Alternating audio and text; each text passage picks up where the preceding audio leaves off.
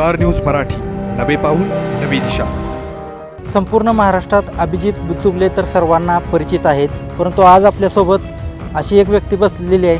त्यांना काय आम्ही अभिजित बिचुकले म्हणणार नाही, परंतु ते देखील या खानापूर आटपाडी मतदारसंघात चर्चेत असतात।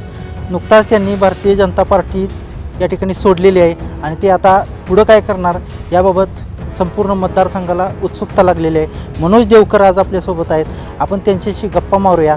नेमकं राजकारण त्यांनी का थांबवलं आहे याबाबत आपण त्यांच्याशी चर्चा करू।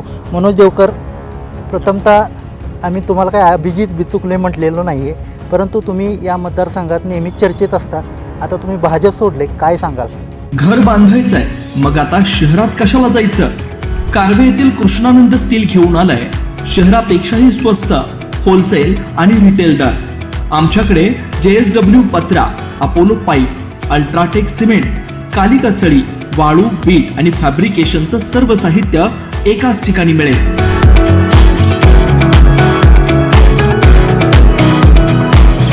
पत्ता कृष्णानंद स्टील, विटा तासगाव रोड, MSCB शेजारी, कारवे। प्रवेश सुरू 2026-27। Doctor DY Patil public school, विटा, CBSE।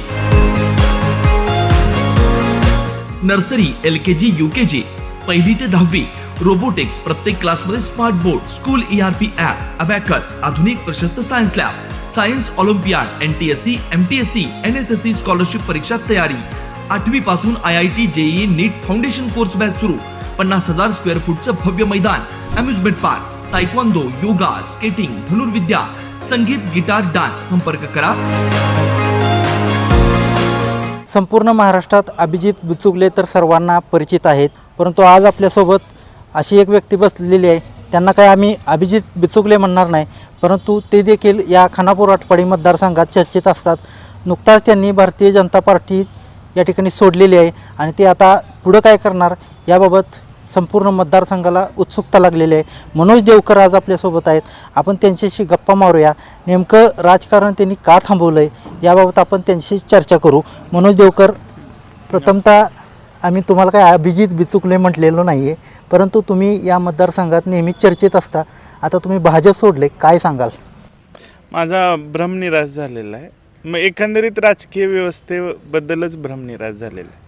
मला अनेक सल्ले येतात झुरळ पार्टी जॉईन करा वगैरे, काय नाही। ही झुरळ पार्टी पण 2011-12च्या दरम्यान आम आदमी पार्टीचा जो प्रकार होता तोच प्रकार आहे। त्यामुळे माझं युवकांना आव्हान आहे, काहीतरी सोशल मीडियात येतं म्हणून लगेच त्याच्या मागं डोळे झाकून कधीही धावू नये। झुरळ पार्टी म्हणजे कॉक्रोच पार्टी हे सुद्धा एक प्रकारचं षडयंत्रच आहे, त्याच्या नादी तरुणांनी लागू नये। मुळात आताची जी जेनझी म्हणतो आपण आत्ताच्या युवा पिढीला, ती व्हॉट्सअप विद्यापीठात फार शिकते आहे। त्यांनी खरं तर पुस्तकं वाचावीत, आपल्या देशाचा इतिहास जाणून घ्यावा आणि आंधळेपणानं कुणाच्या मागं जाऊ नये असं माझं मत आहे। म्हणजे मी आधी 2010 पासून मी सार्वजनिक जीवनात आहे, तुम्ही मला ओळखता, बरेच लोकही ओळखत असतील।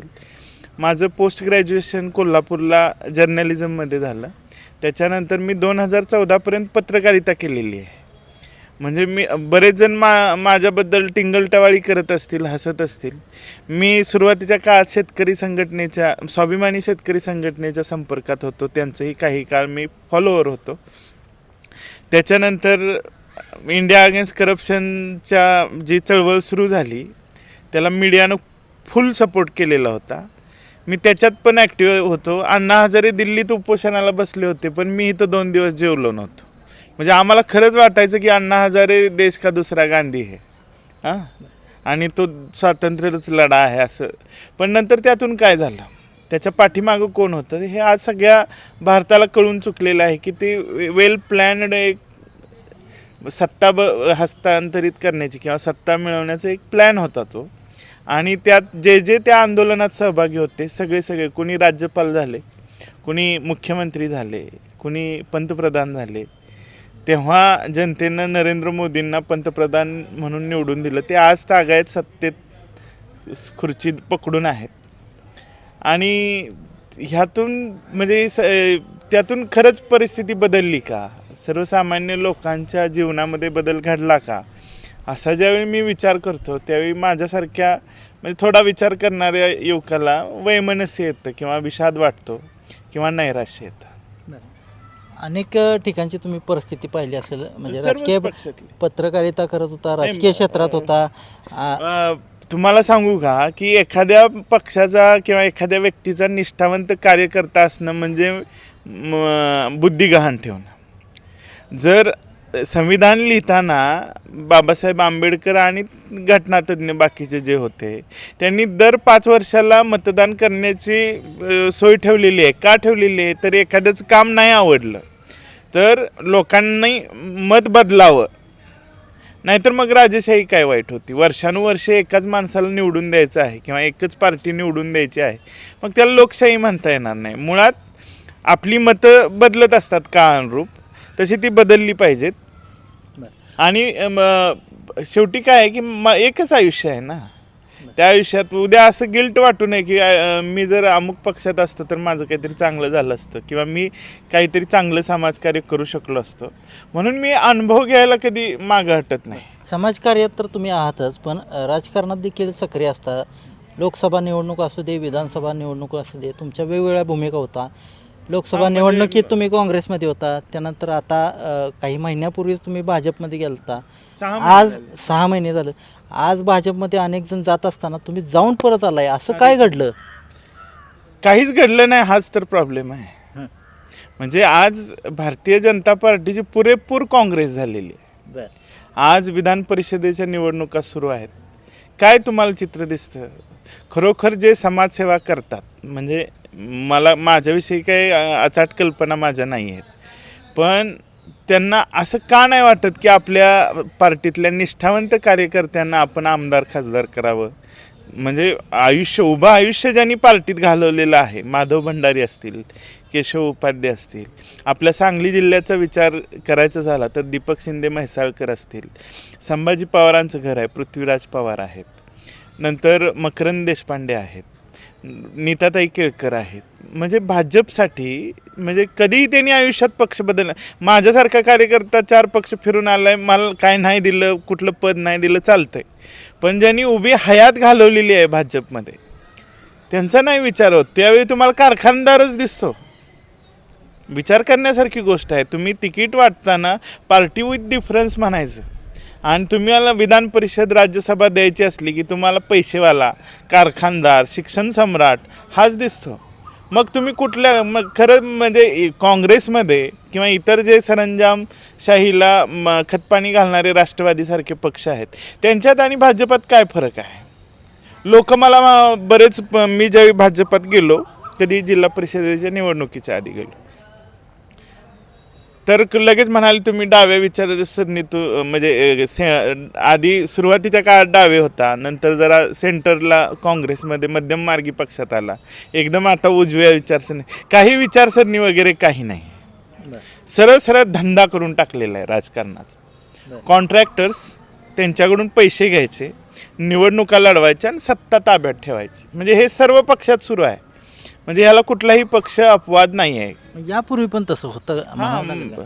यापूर्वी पण इतकं नव्हतं जेवढं खुलेपणानं, म्हणजे नैतिकता थोडीसुद्धा शिल्लकच ठेवलेली नाही कोणी.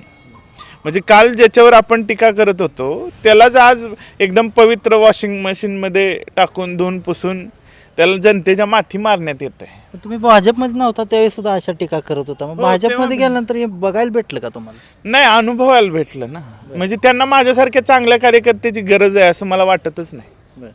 म्हणजे काँग्रेसला पण नव्हती, कारण मी काँग्रेसमध्ये सलग 10 वर्ष काँग्रेसची बाजू सोशल मीडियातून मांडत होतो.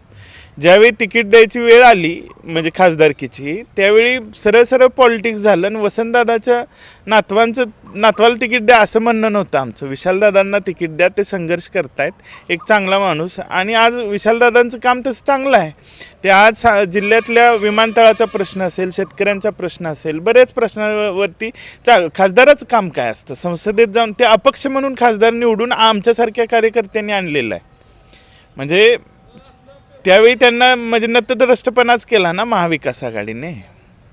आता मगाशी तुम्ही म्हणला की कुठल्याही पक्षात जावा, आपल्याच घरातल्या नेत्यांना, तिथल्या कार्यकर्त्यांना, त्यांच्याच घरातल्या लोकांना मोठं केलं जातं आहे. तुमची काय अपेक्षा होती? तुम्ही कार्यकर्ता म्हणून गेला होता, भाजपमध्ये काय अपेक्षा होती तुम्हाला? कारण भाजपमध्ये कुठं रूल्स अँड रेग्युलेशन आहेत, ते पुढे गेल्याशिवाय दाखवण्यात येतं की आमची पार्टी केडर बेस आहे वगैरे. तसं काही नाही आहे. भाजपची काँग्रेसच झालेली आहे. कुठल्याही कार्यकर्त्यांना तिकीट म्हणजे आमदारकीची, खासदारकीची तिकीट वाटताना विचारात घेतलं जात नाही. म्हणजे आधी मला वाटायचं तिकडे पन्ना प्रमुख असतील, बूथ प्रमुख असतील, त्यांचा म्हणजे कार्यकर्ता मोठा असतं. हे काही नाही आहे तसं.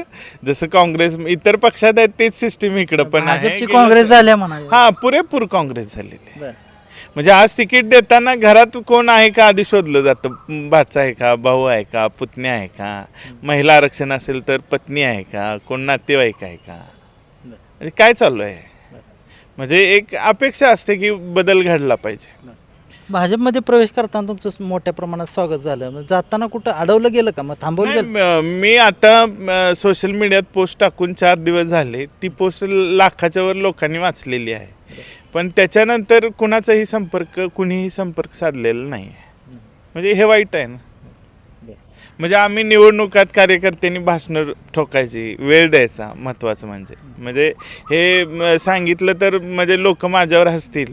कार्यकर्त्यांनी ऐका, लोकसभेच्या निवडणुकीच्या वेळी मी 1 महिनाभर दादांच्या प्रचारात व्यस्त होतो.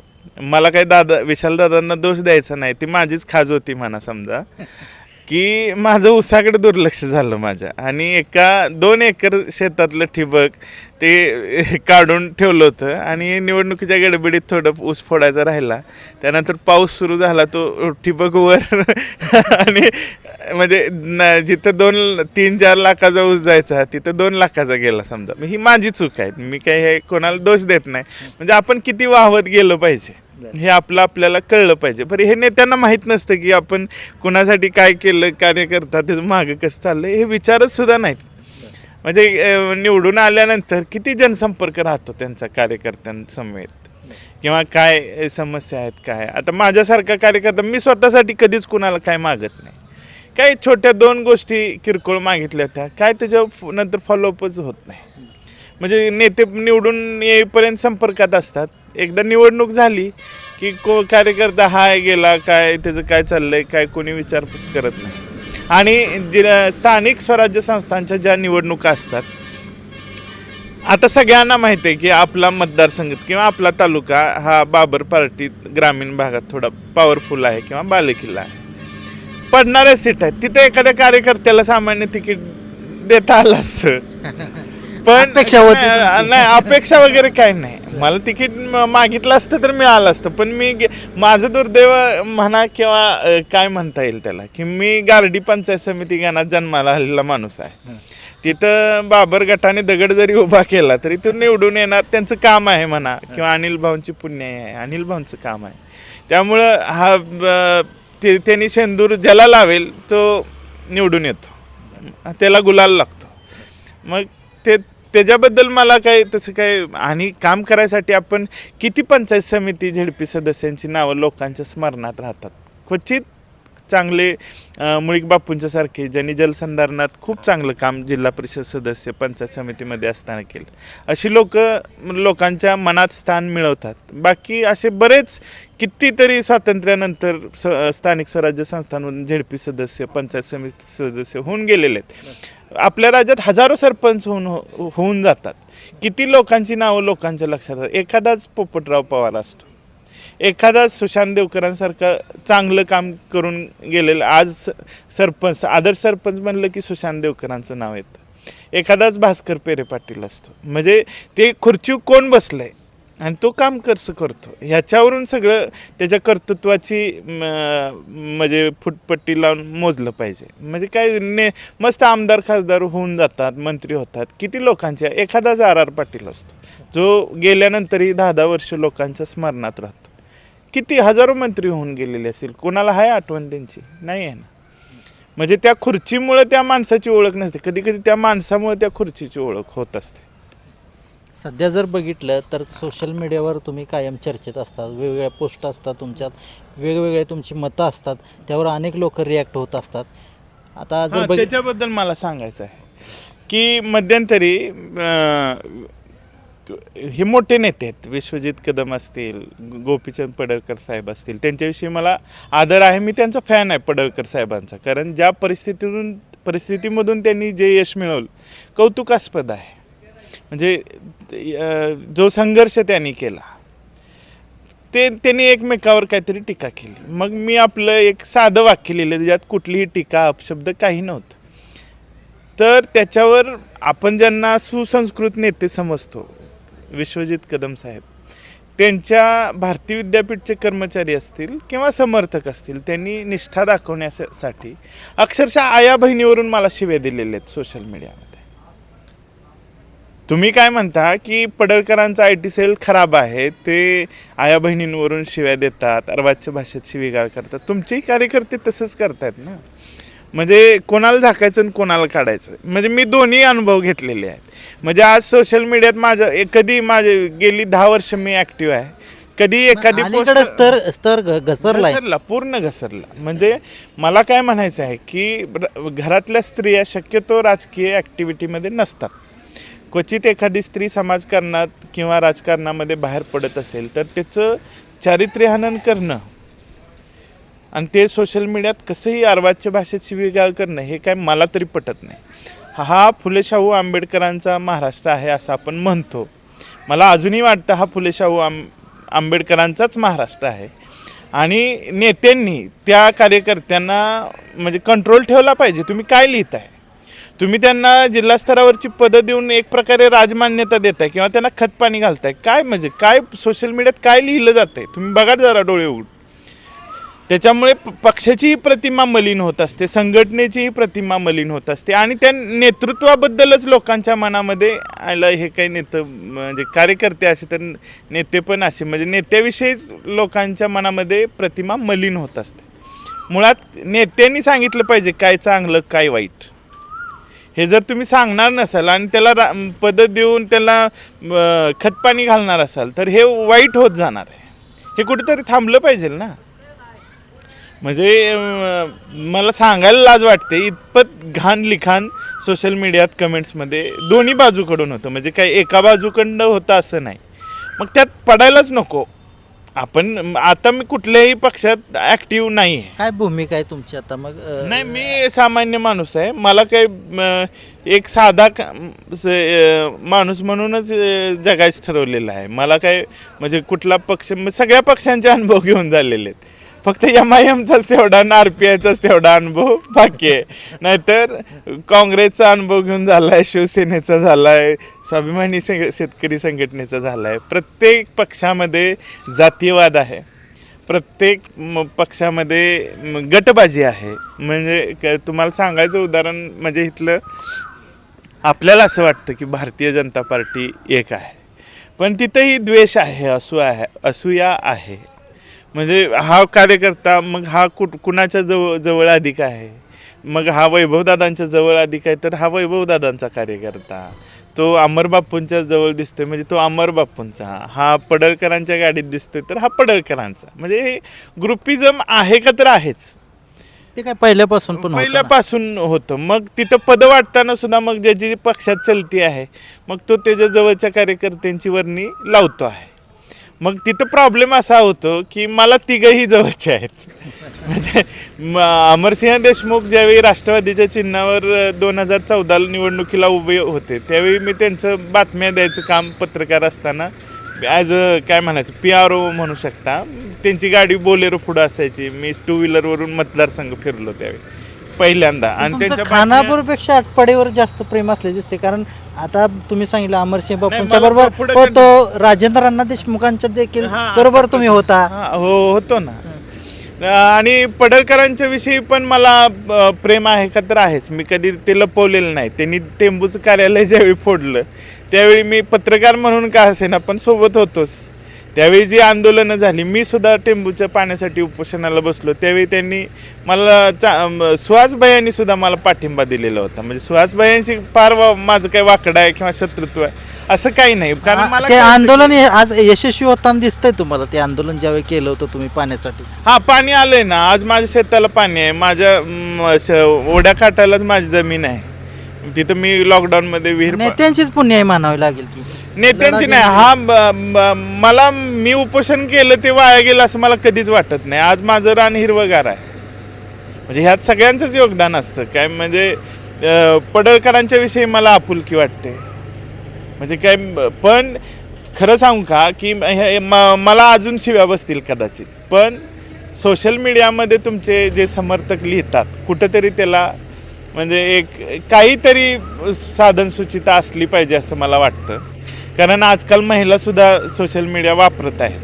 तुम्ही काही लिहिता कुणाविषयी हे काय बरोबर आहे. त्यांना जर समाज मान्यता, सर्व समाजामध्ये मान्यता हवी असेल, एक स्टेट्समन किंवा राज्यस्तरावरलं एक सुसंस्कृत नेतृत्व म्हणून पुढं यायचं असेल तर त्यांना थोडं त्यांचं जी सोशल मीडियामध्ये जी लिहिणारी मुलं आहेत, त्यांचे फॉलोअर्स आहेत, त्यांनी समज द्यायला पाहिजे. आणि इकडं विश्वजित कदमांचे कार्यकर्तेसुद्धा त्याच्यापेक्षा आया बहीण काढतात. म्हणजे मला स्वतः शिव्या खाल्लेत म्हणून सांगतोय की त्यांनी सगळ्यांच्या शिव्या खाऊन झालेत म्हणा. हां, सगळ्यांच्या शिवाय ज्या नेत्याच्या विरोधात नाही म्हणत, म्हणजे एखाद्या नेत्याविषयी काही टीका टिप्पणी केली की खाली आया बहिणींच काढली जाते, मुद्देसूद प्रतिवाद केलाच जात नाही. म्हणून मी लिहिणं सुद्धा आता बंद करत आणलेलं आहे. का म्हणजे कशासाठी लिहायचं. मी ज्यावेळी म्हणतो की अमुक एखादा नेता घराणेशाहीचं प्रोडक्ट आहे किंवा आईबापाची पुण्याई त्यांची कीर्ती किती दिवस सांगणार, स्वतःचं काहीतरी दाखवा, तर लगेच खालून तुझं कर्तृत्व काय वगैरे सुरू होतं. तुमची लेखणी थांबवणार का मग? असं तर कोण थांबत असतंय तेव्हा, असं कोणी थांबत नसते. फक्त एक ब्रेक घेतलेला आहे की बाबा थोडं मनशांती राहिली पाहिजे. कारण कसं आहे, फक्त काय आहे की जे काही आता काय सोशल मीडिया अविभाज्यच घटक झालेला आहे. आपण त्याच्यापासून पळ नाही काढू शकत, आहे ना. बरं, आता एवढी चर्चा झाली, आपण आता खानापूर आटपाडी मतदारसंघाचा विचार करू. या ठिकाणी जर बघितलं तर सगळी सत्ताधारी आहेत. आता सगळे त्याच्यावर मला बोलायचंच आहे. आता शक्तीपीठ महामार्गाचा विषय आहे. आता माझ्यातला जुना काँग्रेसी जागा झाला असं कदाचित लोकांना वाटेल. सोनिया गांधींनी मनमोहन सिंग पंतप्रधान असताना भूमी अधिग्रहण बिल आणलेलं होतं. तो कायदा पास केला. त्या कायदा काय होता तर एखादा प्रकल्प तुम्हाला मंजूर करायचा असेल तर त्यातल्या ठराविक म्हणजे 70 ते काय टक्केवारीत थोडी चुकेल 70% शेतकऱ्यांची परवानगी असेल तरच ते भूमी अधिग्रहण करता येत होतं. नंतर जे लोकप्रिय पंतप्रधान सत्तेत आले, भारतीय जनता पार्टी, ते सत्तेत आल्यानंतर ह्या कायद्यामध्ये बदल करण्यात आले. आज शेतकऱ्यांचा प्रचंड विरोध असताना शक्तीपीठचं घोडं पुढं दामटण्यात येत आहे. म्हणजे आजच सकाळी नागेवाडीमध्ये आणि भाग्यनगरमध्ये शेतकऱ्यांनी शक्तीपीठच्या मोजणी थांबवलेली आहे.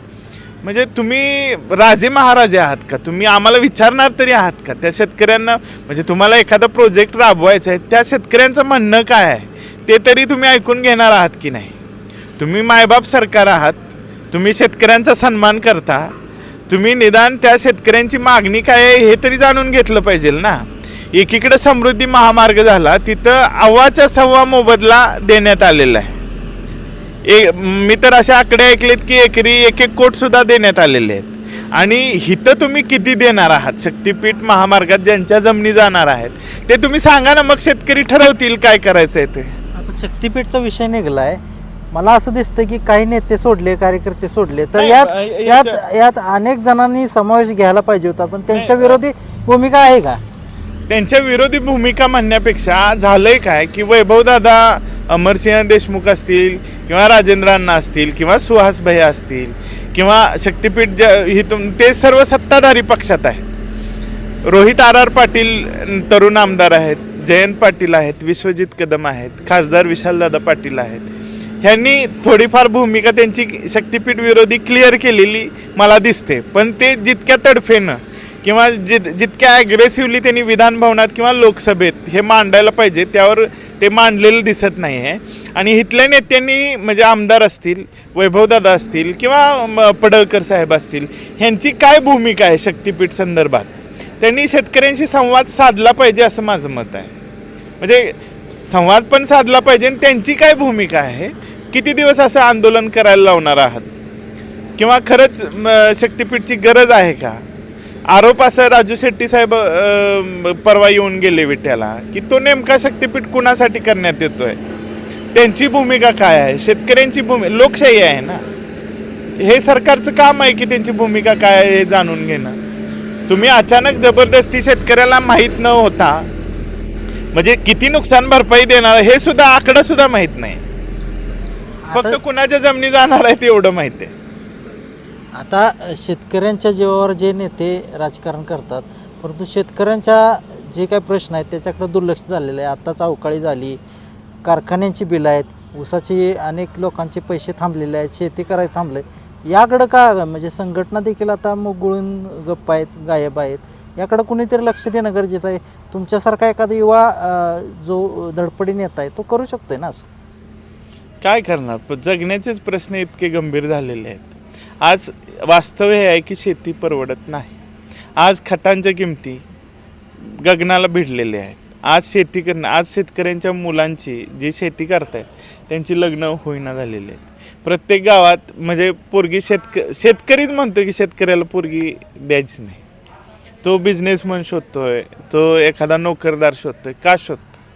म्हणजे हा गंभीर प्रश्न आहे. ह्याच्यावर कोणीतरी एखादा आमदार विधानभवनात भाषण करतो, तो व्हायरल होतं, त्याच्यानंतर पुढं काही होत नाही. म्हणजे शेती का परवडण्याशी झालेली आहे, म्हणजे ह्याचा पण विचार झालेला पाहिजे. आज मला सांगा की हे माझं स्वतःचं व्यक्तिगत उदाहरण आहे की माझा थोडा ऊस राहिला होता, तो मी पडळ कारखान्याला पाठवला होता. 6 महिने त्याचं बिल दिलं नाही.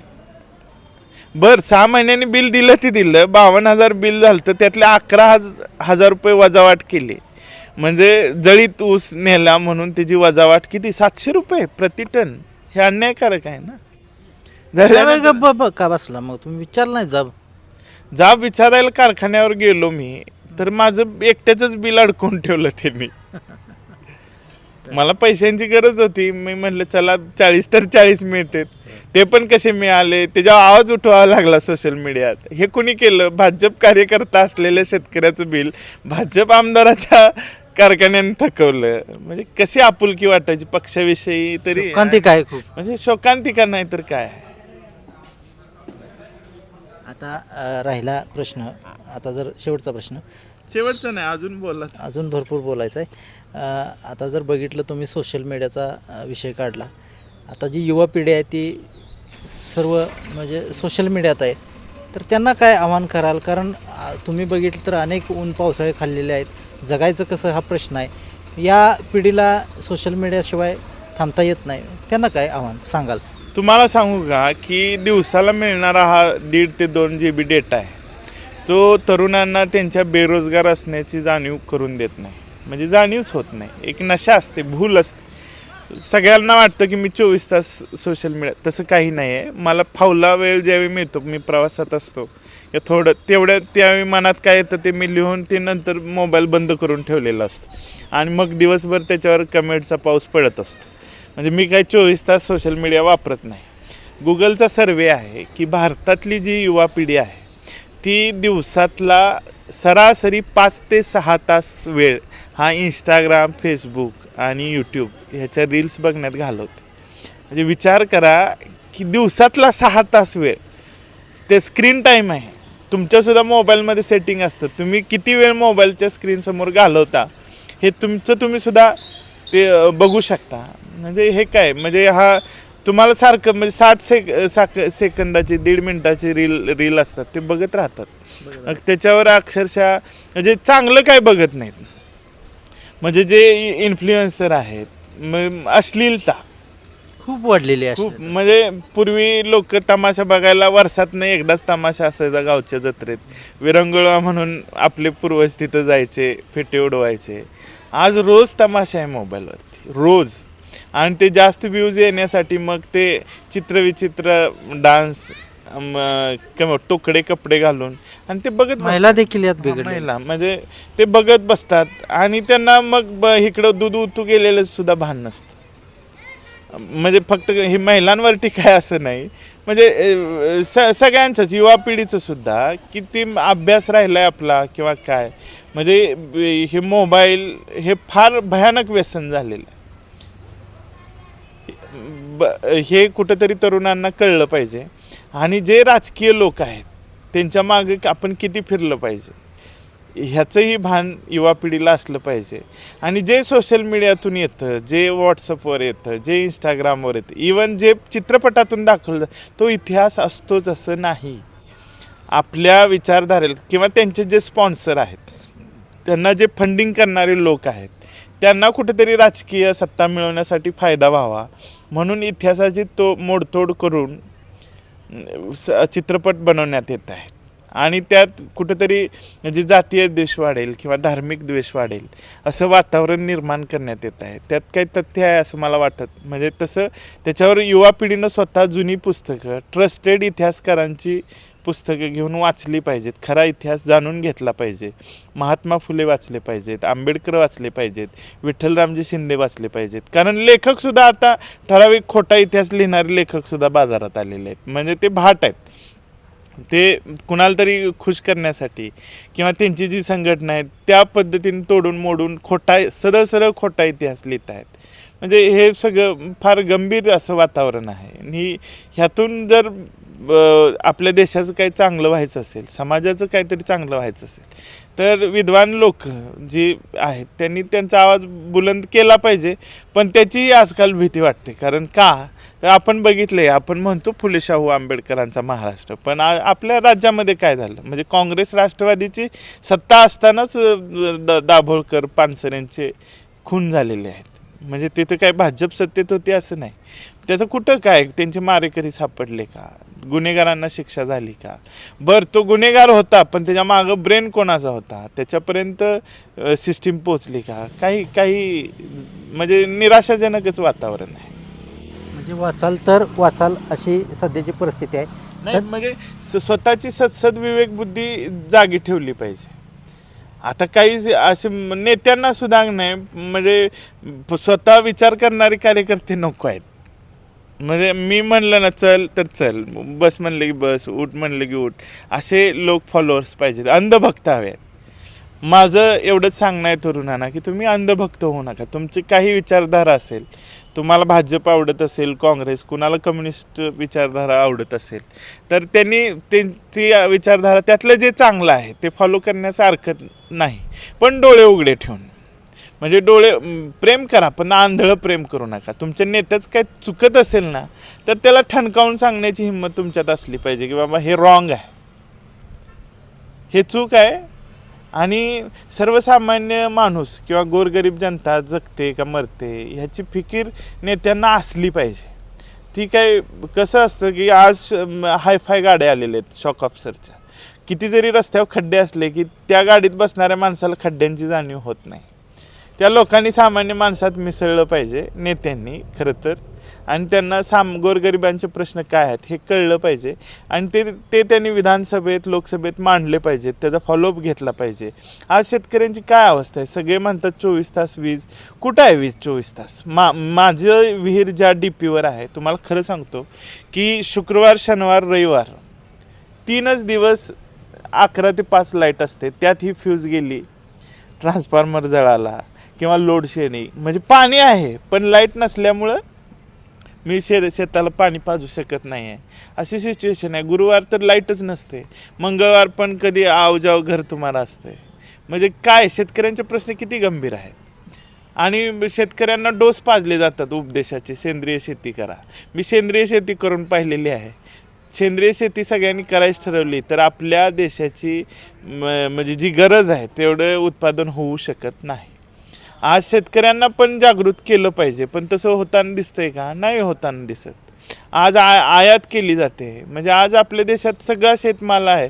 म्हणजे एक कायदा आहे जो पूर्ण शेतकरी विरोधी आहे. काय कायदा आहे? जीवनावश्यक वस्तू अधिनियम. त्या कायद्याअंतर्गत शेतमालाचे भाव सरकार नियंत्रित करतं. त्यामुळं होतं काय की आज देशामध्ये काय अवस्था झालेली आहे की शहरीकरण मोठ्या प्रमाणात वाढत आहे.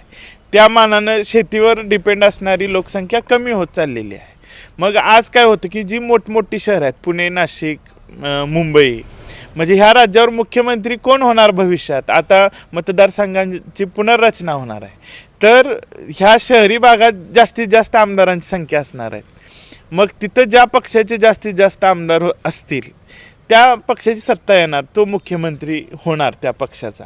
मग त्यांना ह्या ग्रामीण भागात जो शेतकरी बहुल जो मतदारसंघ आहेत तिथं जर त्या प्रश्न सोडवले काय नाही सोडवले काय, म्हणजे साधं उदाहरण देऊ का की ग्रामपंचायत हद्दीत एखादी वस्ती असते, तिथं मतदान फार कमी असतं, तिथं विकास लवकर होत नाही का?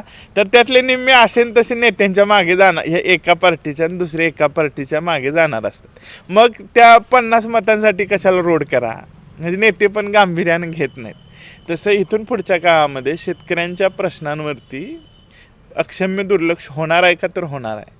आणि हे शेतकऱ्यांच्या पुढलं आव्हान असणार आहे की हे कसं आपण सरकारला झुकवायचं. तर हे होते मनोज देवकर. खरं तर मनोज देवकर यांनी अनेक पक्षात काम केलेलं आहे. त्यांनी काँग्रेसमध्ये काम केलेलं आहे, भाजपमध्ये काम केलेलं आहे. यापूर्वी शेतकऱ्यांचे प्रश्न घेऊन ते आंदोलनात देखील सहभागी होते आणि त्याच पार्श्वभूमीवर आज आम्ही त्यांच्याशी या ठिकाणी बातचीत केलेली आहे. कॅमेरामन रोहितसोबत मी चंद्रकांत जाधव, स्टार न्यूज मराठी, विटा. आपल्या परिसरातील लेटेस्ट बातम्या पाहण्यासाठी स्टार न्यूज मराठी यूट्यूब चॅनलला आत्ताच सबस्क्राईब करा.